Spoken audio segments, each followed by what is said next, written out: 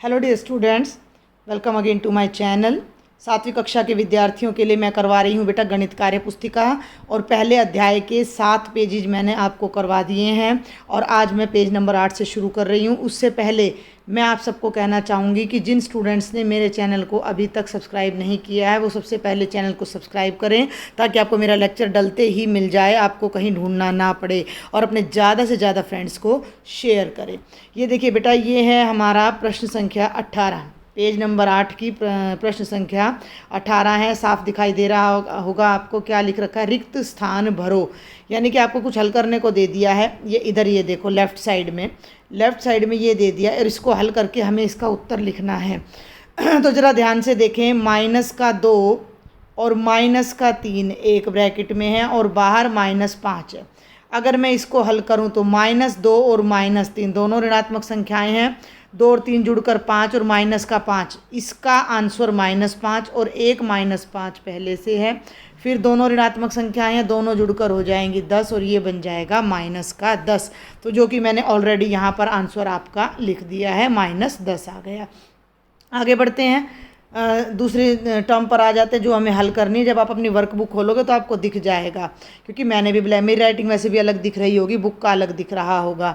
इसको भी हल करना है। अब ये देखो, पहले तो -2 है अलग ब्रैकेट में, उसको लिख लिया, और माइनस में ये क्या है, ध्यान से देखो, 3 घटा 5। जब हम 3 घटा 5 करेंगे तो एक पॉजिटिव है एक नेगेटिव है, तो 5 में से 3 गया 2, और बड़ी राशि वाला चिन्ह 5 वाला चिन्ह यानी -2 यहाँ आ जाएगा। ठीक है, ये मैंने यहाँ पर कर रखा है। आगे बढ़ूँ, बराबर है, बाहर है -2, ये 2 माइनस एक साथ हैं तो मिलकर प्लस हो जाएंगे, और 1 और 2 आ जाएगा। ये मैंने यहाँ लिख दिया है। अब एक -2 और एक +2 मिलकर 0 हो जाएंगे और हमारा आंसर 0 आ जाएगा। ठीक है बेटा, अब ये पूछता है कि क्या दोनों मान बराबर हैं, तो एक आंसर -10 है, एक आंसर 0 है, तो दोनों उत्तर बराबर नहीं है, ये आप लिख दीजिएगा। अब ये आगे फिर पूछता है, देखो ये ना साहचर्य का नियम जमा के लिए तो ठीक था कि 3 नंबर थे ABC, उनको हम चाहे किसी भी क्रम में जोड़ लें, हमारे उत्तर ने बराबर आना था। लेकिन घटा के लिए ये सही नहीं है। ये कह रहा है कि कुछ अन्य पूर्णांक संख्याएं लो और करके देखो कि A घटा B घटा C और A घटा B घटा C क्या बराबर है। क्या मतलब है इस बात का, यानी पहले A में से B घटाओ, उत्तर आए उसमें से C घटाओ, पहले B में से C घटाओ और A में से फिर उस उत्तर को घटाओ, और फिर चेक करो कि उत्तर बराबर है या नहीं। तो यहाँ मैंने आपके लिए 2 उदाहरण लेकर दिखाए हैं। ठीक है, 2 उदाहरण लेकर दिखाए हैं, ये आप देख सकते हो, पहला और दूसरा आपको दिख रहा होगा। ये आपका पहला उदाहरण है और ये आपका दूसरा। आपकी नोटबुक में वर्कबुक में आ जाए तो आप ज़्यादा भी कर सकते हो। पहले उदाहरण में मैंने A की जगह 3, B की जगह -1 और C की जगह -4 लिया। फिर मैंने निकाला A - B - C। A - B को पहले करना, यानी 3 में से ये 3 और -1, 3 घटा 1, डबल घटा आ गया, 3 बाहर घटा -1 और 3 - 1 4 आ गया। ठीक है, और बाहर है -C। तीनों नंबर साथ साथ लिखने हैं बेटा आपने। A की जगह 3, B की जगह -1 और बाहर है -4। इसका हल ये मैंने यहाँ दिखा दिया है, 3 आ रहा है, 3 - 1 4 आ रहा है। ठीक है, और बाहर आपका ये 4 और है, तो 3 - 1 तो आ गया 4, और ये दोनों घटा मिलके हो गए जमा, तो ये बन गया 4 - 4 यानी 8 आ गया। ठीक है, तो A घटा B घटा C का उत्तर आ गया हमारा 8। अब हम अगला पक्ष देखते हैं। यहाँ से देखो, A बाहर रह गया, पहले B घटा C, A घटा B घटा C, मैं साथ साथ कर भी रही हूँ। A की जगह 3, फिर घटा B ब्रैकेट लगाई, B की जगह -1, फिर घटा C की जगह -4। ऐसे मैंने इसमें हल कर रखा है। 3 घटा, ये तो आ गया -1 और घटा जमा 4, 4 में से 1 गया 3 आएगा, तो ये बन गया 3 घटा 3 यानी उत्तर आया 0। ठीक है, ये दोनों मैंने यहाँ हल करके आपको ऑलरेडी दिखा रखे, तो आप अपनी वर्क पूरी कर सकते हो। अब एक तरफ का उत्तर 8 आया, दूसरी तरफ का उत्तर 0। तो यहाँ मैंने, क्योंकि मेरे पास जगह कम रह गई थी, तो यहाँ मैंने लिख दिया है कि हमारे दोनों उत्तर बराबर, 1 मिनट बेटा, दोनों उत्तर बराबर नहीं है। ठीक है, एक और उदाहरण जल्दी से हम लेते हैं। दूसरा पार्ट, A की जगह 0, B की जगह -1 और C की जगह 2 लिया।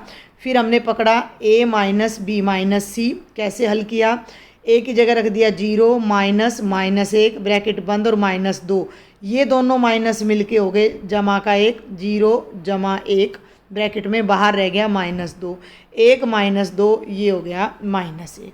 आगे बढ़े, ए घटा बी घटा सी में ए पहले ले लिया, मैं 1 मिनट में मैं आपको एरो लगा के दिखाती हूँ। ए की जगह ले लिया 0, फिर माइनस आ गया, फिर बी की जगह -1 और सी की जगह -2, बाहर का 0 तो पहले हटा दो बेशक, 0 माइनस, ये दोनों रकम नेगेटिव हैं, -1 -2 ये हो जाएंगी बेटा -3, और एक माइनस बाहर है तो ये दोनों माइनस मिलके हो गए प्लस, तो 0 जमा, अरे ये नीचे वाला बता दिया मैंने आपको, कोई बात नहीं, पहले हम नीचे वाला देख लेते तो हमारा उत्तर 3 आ गया।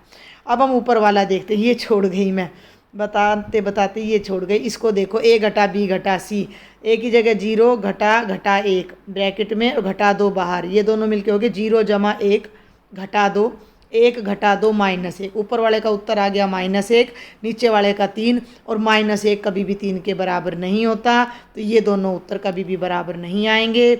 अब ये पूछता है इससे तुम क्या निष्कर्ष निकाल सकते हो, तो हम क्या निष्कर्ष निकाल सकते हैं कि ए घटा बी घटा सी कभी भी ए घटा बी घटा सी के बराबर नहीं होगा।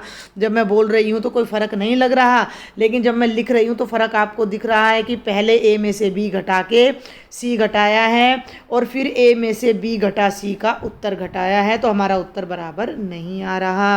अब है प्रश्न संख्या 19, यदि किसी पूर्णांक -3 4 -7 में अगर शून्य जोड़ा जाए तो तुम्हें क्या संख्या मिलती है। देखो बेटा, एक सिंपल सी बात है, आपके पास 5 रुपये हैं और किसी ने आपको 0 रुपये दिए, 0 का मतलब कुछ भी नहीं दिया, कुछ भी नहीं दिया तो जितना था उतना ही रह जाएगा, तो 0 को किसी भी संख्या में जोड़ोगे तो वही संख्या रह जाएगी। अब यहाँ एक बात और समझ लो सवाल करने से पहले, 5 में से 0 घटाओ, यानी आपके पास 5 रुपये थे और आपने एक भी खर्च नहीं किया तो भी आपके पास 5 रुपया ही रह जाएगा।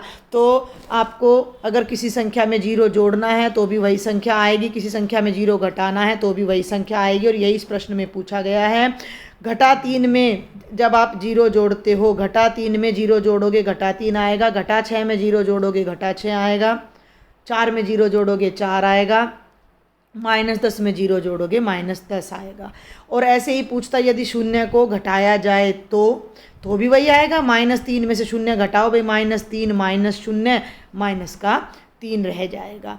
ठीक है, आगे बढ़ते हैं। -6 में से 0 घटाओ -6, 4 में से 0 घटाओ 4, 10 में से 0 घटाओ 10।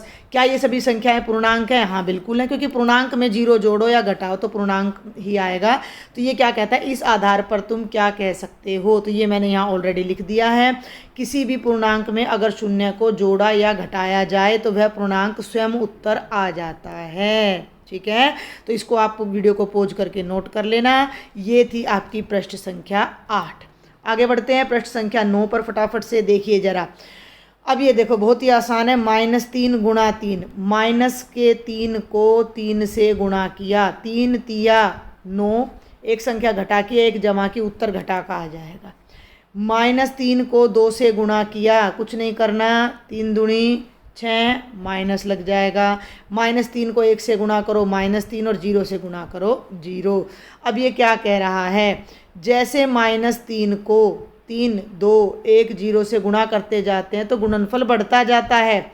अगर गुणनफल में कोई पैटर्न है तो लिखो। अब क्या लिखें, ध्यान से देखो, ये जो उत्तर है ये -9 है। अगला उत्तर क्या आ रहा है, अगर मैं -9 में 3 जोड़ दूं तो विपरीत चिन्ह है, 9 में से 3 गया 6, -6 आ जाएगा। फिर मैं -6 में 3 जोड़ दूं तो 6 में से 3 गया 3, 6 बड़ा है -3 आ जाएगा। और यहाँ पर -3 में 3 जोड़ दूँ तो 0 आ जाएगा। अगर मैं पिछले उत्तर में 3 जोड़ूँ तो अगला उत्तर -6, -6 में 3 जोड़ूँ तो -3, -3 में 3 जोड़ूँ भाई तो 0 आ रहा है। तो इस पैटर्न को मैंने यहाँ लिख दिया है कि प्रत्येक गुणनफल पिछले गुणनफल में 3 जोड़कर आता है, और यहाँ पर कोमा जरूर लगानी है। आगे बढ़ते हैं इसके दूसरे भाग पर। इस प्रतिरूप को आगे बढ़ाओ, इतने आसान सवाल है। -3 गुणा 3 -9 -6 -3 0, यहाँ तक तो कर रखा था। अब इसको कर दिया -1 से गुणा, तो दोनों रकम माइनस की थी, 0 में 3 जुड़ के 3 आ जाएगा, 3 में 3 जुड़ के 6 आ जाएगा। वैसे भी बहुत आसान है, -3 को -2 से गुणा करो तो 3 दूनी 6 और 2 घटा मिलके जमा हो जाती हैं गुणा करते समय। तो इसको फिर हमने यहाँ लिख देना है कि भाई प्रत्येक, ये अर्थात दब गया है यहाँ पर, फोटो लेते समय कोई फर्क नहीं पड़ता, आप लिख लेना प्रत्येक अगला गुणनफल पिछले गुणनफल में -3 घटाकर, अर्थात ये यहाँ अर्थात है जो कि थोड़ा सा स्कैनिंग में नहीं आया है, तो यहाँ लिख दिया है मैंने, अर्थात है भाई ये 3 जोड़कर आ रहा है। तो इसको आप लिख देना। आगे बढ़ते हैं प्रश्न संख्या 21 पर। फिर से वही करना है, -3 और -2 की गुणा करो, 3 दूनी 6 जमा का आएगा। एक बात का ध्यान रखना, गुणा करते समय विपरीत चिन्ह है उत्तर घटा का आएगा, समान चिन्ह है तो उत्तर जमा का आएगा। इतनी सी बात आपने ध्यान रखनी। बाकी पहाड़े हैं जो आपको आते हैं, -5 गुणा -1, 5 एकम 5 जमा का, 12 छिक 72 दोनों घटा के हैं उत्तर जमा का आएगा। आगे बढ़ो, 120 को 10 से कर दो, बहुत आसान होती इस तरह की गुणा, कुछ नहीं करना, 12 को 1 से गुणा कर दो, 12 एकम 12 और ये 0 और ये 0 इसके पीछे लगा दो, 1200 आ गया। और क्योंकि 120 भी घटा का 10 भी घटा का है तो उत्तर जमा का आ जाएगा।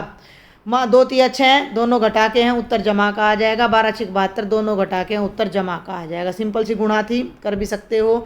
क्या इन प्राप्त गुणनफलों में किसी का मान समान है? हाँ बिल्कुल समान है। किस किस का समान है अब देखो जरा। आप एक बात का ध्यान देना, आपकी वर्कबुक में ये नंबरिंग नहीं दे रखी है, ये नंबरिंग मैंने डाल दी है, तो आप भी अपनी वर्कबुक में डाल लोगे तो आपको हल करने में आसानी होगी।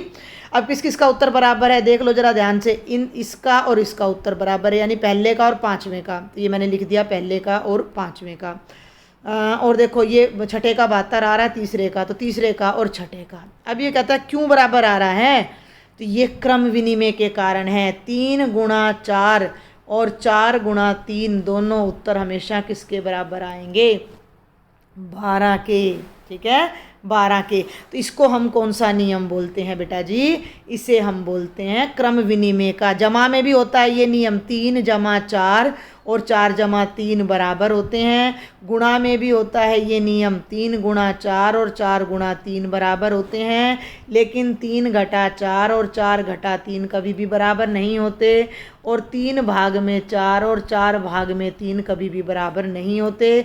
घटा पर और भाग पर क्रम विनिमय लागू नहीं होता, गुणा पर और जमा पर लागू होता है। तो ये थी आपकी प्रश्न संख्या 9। आगे बढ़ते हैं, प्रश्न संख्या 10 भी बहुत सरल है।